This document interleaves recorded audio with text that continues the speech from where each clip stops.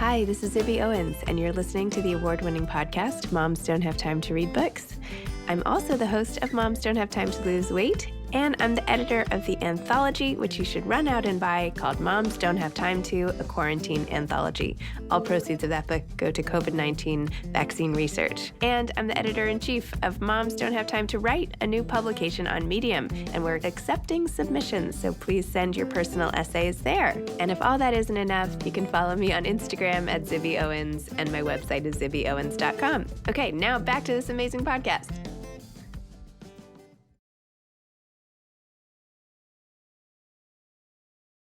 Okay, welcome, Donna. Thank you so much for coming on Moms Don't Have Time to Read Books. I'm so happy to be here today. Yay. Okay, The 9 Lives of Rose Napolitano.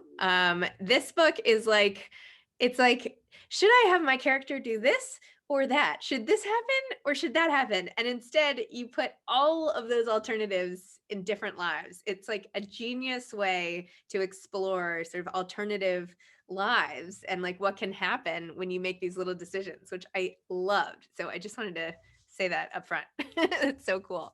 Oh, thank you. It was really fun to write. I've actually really thought of it as a kind of generous structure for a character or for a novel because it made me feel like I had room for my character to make lots of mistakes and do transgressive things, and that maybe the reader would be able to forgive her, because in other versions of her life they'd see her being good or doing the right thing. So I feel like it ended up being really generous to Rose as a character.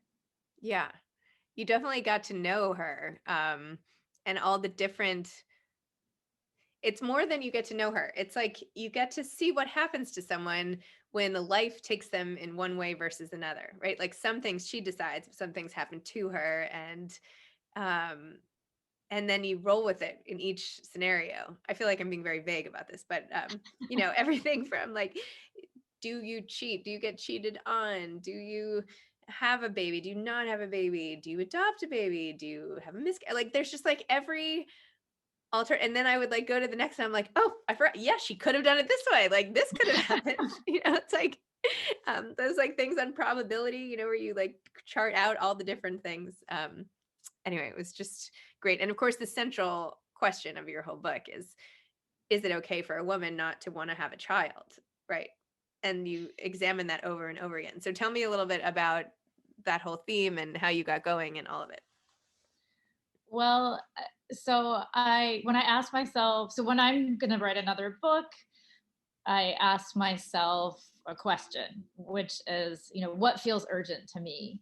And then I sort of wait for an answer. And usually when I start a book, it's because there's a topic or a question, like a complicated question that just doesn't have an easy answer for me, or it just seems like a big knot that I want to untangle. And I feel like novels are so great for things that aren't easy because they give you all this space to try to work through them. And, and you get to do it with this character who's not you. So that feels really exciting and very protective. And so I knew when I asked myself that question, what feels urgent to me, like right away, I knew this question of motherhood and specifically, a woman who doesn't want to have a baby and the way society, her family, everyone around her treats her, if she expresses that. So I knew that was the topic, but I could also imagine a million different ways to write that book. So like, would she have the baby even though she didn't want to, or would she refuse to have the baby? And then we'd have to look at the consequences. And I'm kind of the queen of the what if. Like I'm so bad at decision making, and so I'm the kind of person who lays in bed at night. I call it like having the shame spiral of like, trying to think through my decisions and then wondering what if this is wrong, and then I go back, and so I have all these different thoughts. And so I really felt that way about this book. And then one day, it just suddenly hit me like, what if I could write all the stories? Because I had all these different visions in my head. And when I landed on that, like, why not? Like, why couldn't I just do that? then I just started writing, and I wrote like a maniac. It was like suddenly I found a way to tell all the stories, and it felt really exciting. So in some she has a baby, in some she doesn't. In some it goes well, and some it doesn't. So you see lots of different versions of the consequences of that decision. Well, as a fellow sort of decision ruminator, if you will, I completely relate to that. I feel like I'm always doing that. Like, I could do it this way, I could do it this way. And for me, at least, I end up changing all my plans all the time because I'm like, I book something and then I'm like, wait, I could do it better. What if we do this? What if we fly through here instead of here? What if we do? And so I think it appears in the outside like I just like can't make up my mind, but that's completely not it. I make up my mind all the time. It's just that I keep thinking like there's a better solution.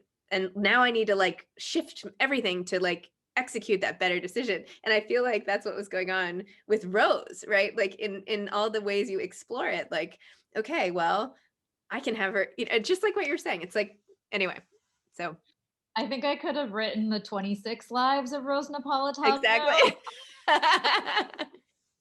But that's just it though. That's like life in general, right? Every decision, it's like, do I take the dog left or right?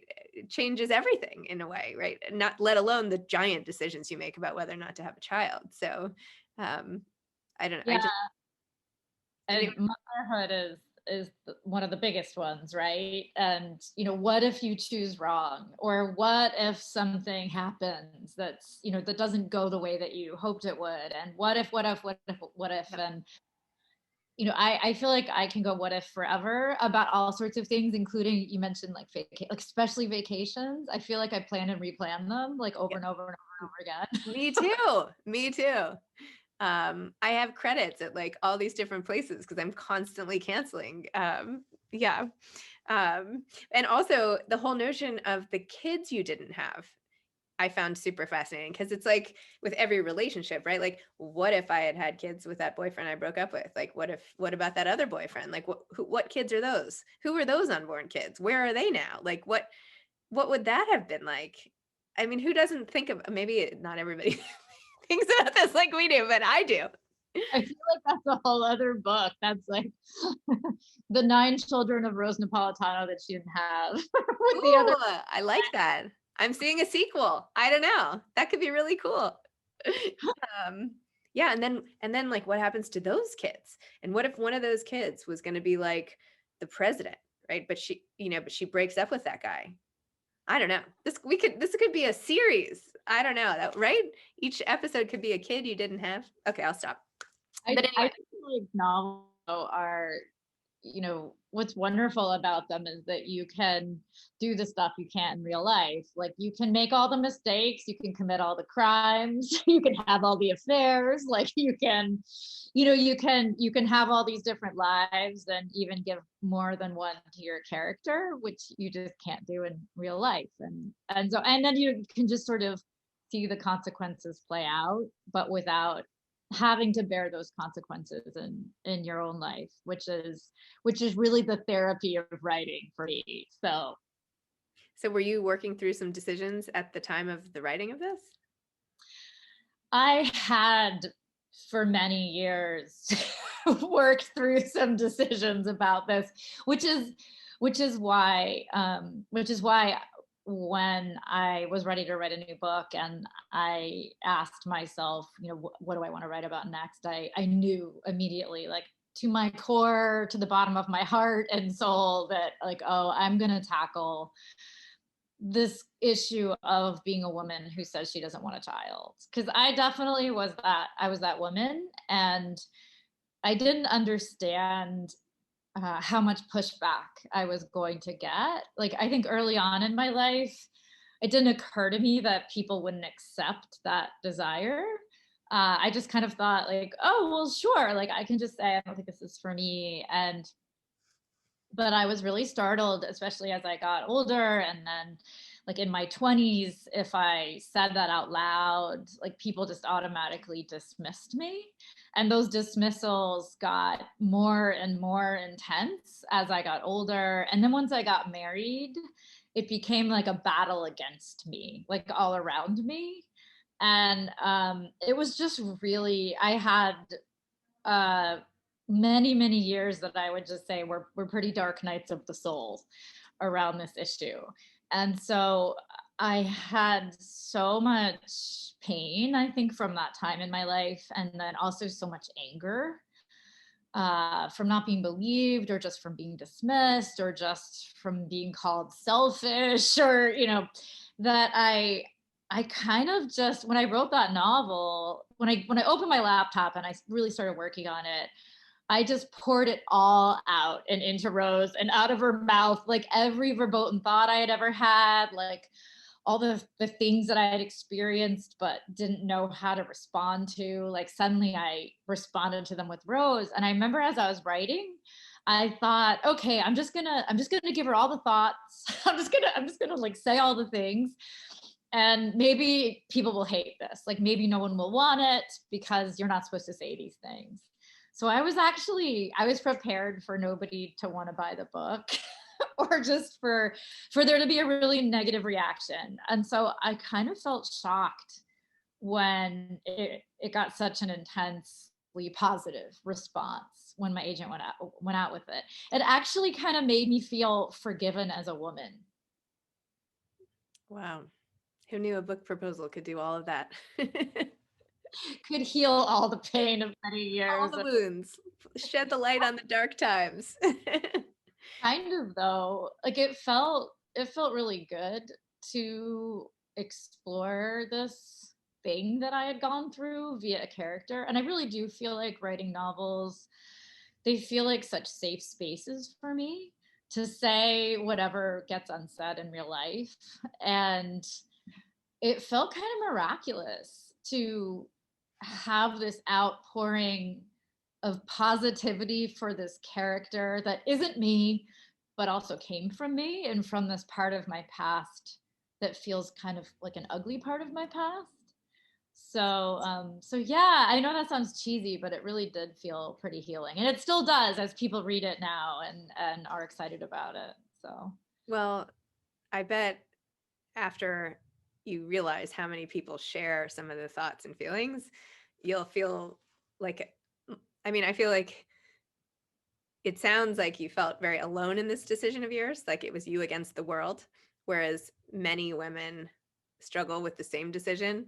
And maybe you don't know that, maybe because they end up with kids, or maybe they don't talk about it, or you just don't know. And it's not something that people are very open about necessarily, but how great to be able to open up the dialogue. Like, I feel like you should actually write what you feel, you like, you, Donna. Not, I mean, I love hearing about Rose and all of her, stuff, but I don't know. I'd be like, if you ever feel like you're ready to address it head on, I feel like the world would be far more receptive than you imagine them to be.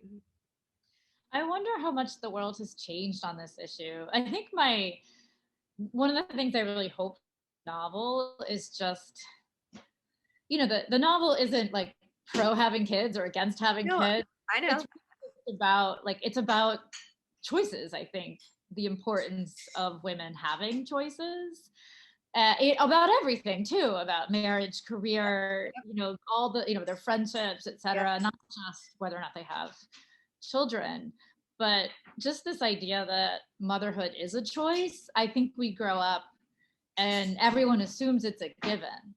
And so we don't really raise kids or girls to think that it's a choice. And so I think I do kind of feel like, oh, I guess I'm not as alone as I thought. That even if maybe I was more expressive about my pushback, Yep. about some of the pressure that I got, a lot of people experienced that too. They just didn't necessarily articulate it out loud when they were navigating that decision. So I also find, and I want to talk about this whole thing with divorce in your book. I've gone through a divorce, and so I like loved some of the stuff you wrote about it. But I have found that sometimes when you put forward a plan or a decision, people's responses have almost nothing to do with you. It's how they all feel about what's going on with them, and like your reaction to that and the anger.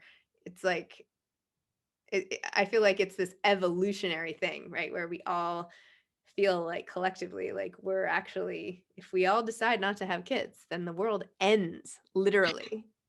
I mean, seriously, like that's a lot to put on our shoulders as a group, that we're in charge of civilization. But in truth, that is the crux of it. But anyway, back to divorce. I just wanted to read this quote that you had. And I love that this started a whole chapter. You wrote, "How does one stop a marriage? It's like trying to stop a slow moving train, heavy, daunting, something that takes forever to come to a complete halt. Its natural state is forward, its momentum steady, relentless." I loved that. This notion of marriage is like a train that you can't stop. And then you also have this divorce recovery cake, which you need to brand and make a thing because it is so clever. Tell me about all of that. And I actually, wait, I wanted to read this too, where you describe the recovery cake. You say, this cake is delicious, memorable. I eat another bite. I am eating memorable cake with memorably delicious coffee to go with it. The cafe where I sit is beautiful, spacious, with tall white tables and tall white stools to go with them. Soft music plays over the speakers. Pale gray concrete floors, tall windows with thin white metal trim.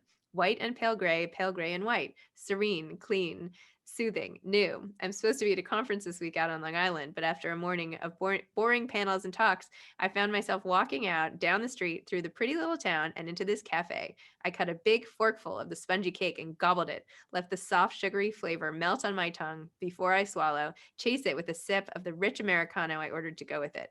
A sense of peace and well-being spreads from my stomach and my throat to the rest of me. It is a strange feeling, when I wondered if I'd ever feel it again by myself.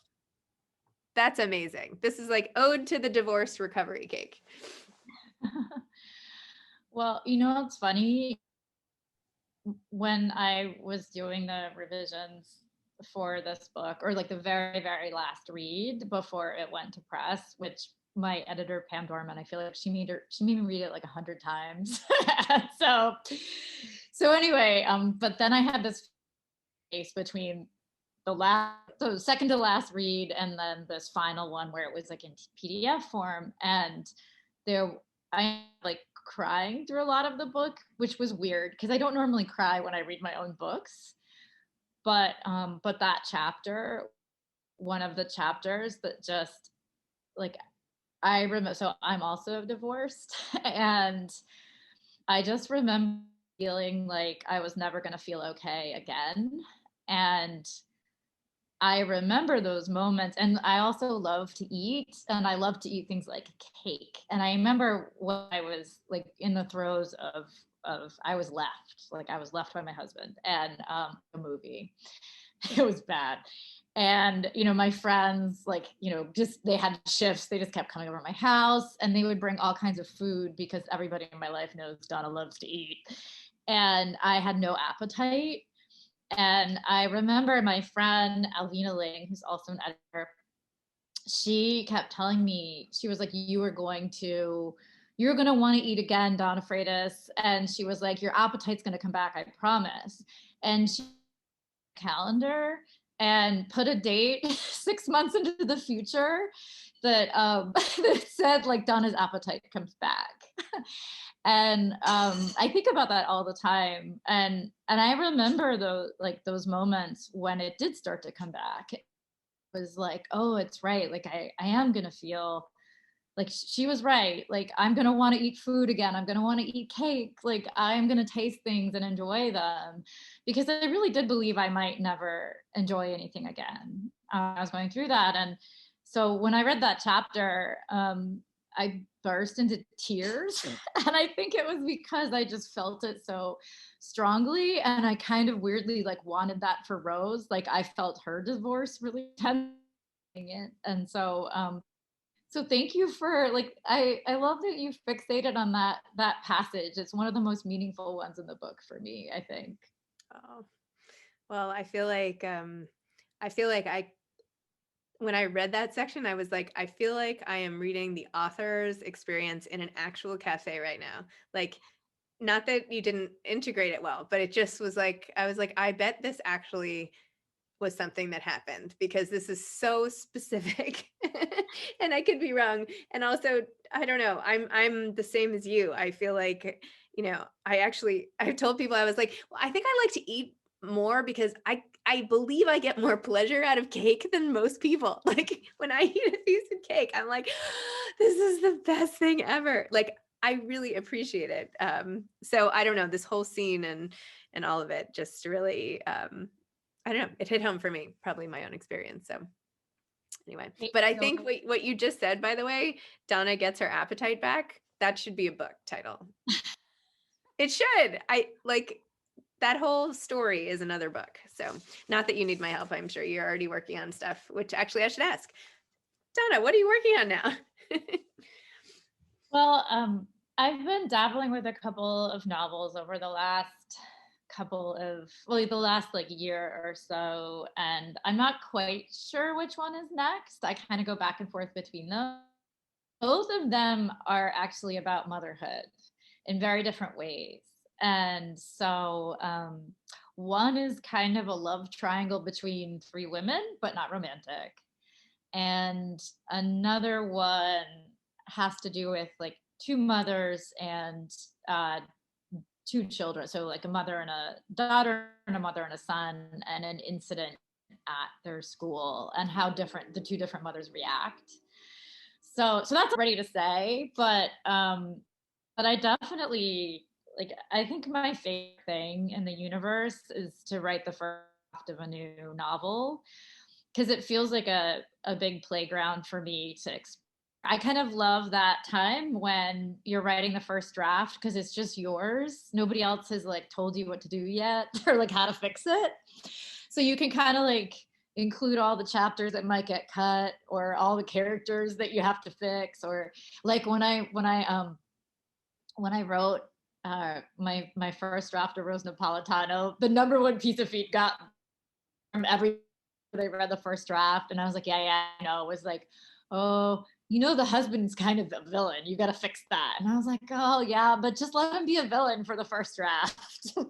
So, but I always sort of like have to. There's always certain characters that I have to work on eventually, but I like just letting the first draft be the story that I need to tell, and then fixing it can. So Love that. Wow. What advice would you have for aspiring authors? well, what I always tell my writing students, and I think I do myself, is I want them to write like their lives depend on it. And I mean that. Like I think that's when I said before, I asked myself this question, what feels urgent? I really do feel like if you land on a topic that you feel like you need to deal with, like it has to come out, then it won't be that hard to write about it. Like you'll have momentum, like you'll have tension, you'll figure out the plot. Like the novel will come together if you need something from it. And so I've often thought of, I feel like I always sound cheesy when I'm talking about writing, but I'm trying to stop using that caveat, but it's hard. Cause I think of every book as like a gift that you give to yourself. Like you get to ask something of the book that you're writing. Like you need to figure something out that you don't have an easy answer to, and you set the task of the book to help you do that. Or like I was helping a friend with a book today, she's writing a memoir, and I was like trying to yank out of her, like, what do you need from this book? What do you need from this book? Why are you writing this? Why are you writing this? And finally I pulled out of her, she said, I want to forgive my parents. And I was like, well, that's a good reason to write a memoir. And I was like, no, there you go. Like you have to keep that in mind. Like, what is it that's going to tell that story? What is it that's going to get you to that forgiveness? That's how you decide what to include. Like, that's how you figure out how to write this. And what a gift to give to yourself. Like, a book that gets you to this place of forgiveness. And so I really I joke with my students, I was like, let your novels and your books be your therapist. And I kind of mean that. I think they are that for me. So, and someday I'll stop using that caveat about how I know it sounds cheesy, but yeah, someday I'll get there. Well, it doesn't sound cheesy, and it's very inspiring. And your book was great and very thought-provoking on like a very fundamental life level, in every way, and very enjoyable and meaningful. So anyway, thank you for coming on Moms Don't Have Time to Read Books. Thank you for chatting with me. And I hope our paths cross in real life so we can try to undo each other's decision making fatigue. Me too. Thank you so much for having me. It's been so wonderful to get to talk to you today. I really appreciate you having me. You too. Okay. Take care. Thank you. Thank you, Zibby. I hope we get to meet in person too. Love Like, I to really meet in do person. that. Are you in the New York area? I am. I'm in Brooklyn. Where Oh, are you great. exactly? I'm in Manhattan. Oh, So you're in yeah. So yeah. Once this vaccine hits, we have a date. That would be awesome. We should go have a glass of wine or That would be something. great. Lots to Uh, discuss. fine. Yeah, I love that you I love that you've I really do love that you focused on that passage in the book. It's one of the ones that I love the most. And so no one ever brings up that passage. No one ever talks about the divorce part. You're the first person. So Really? Wow. yeah. Yeah. Before you go, do you have any advice for me with my book coming out now that you've just had your big blockbuster? Oh my gosh.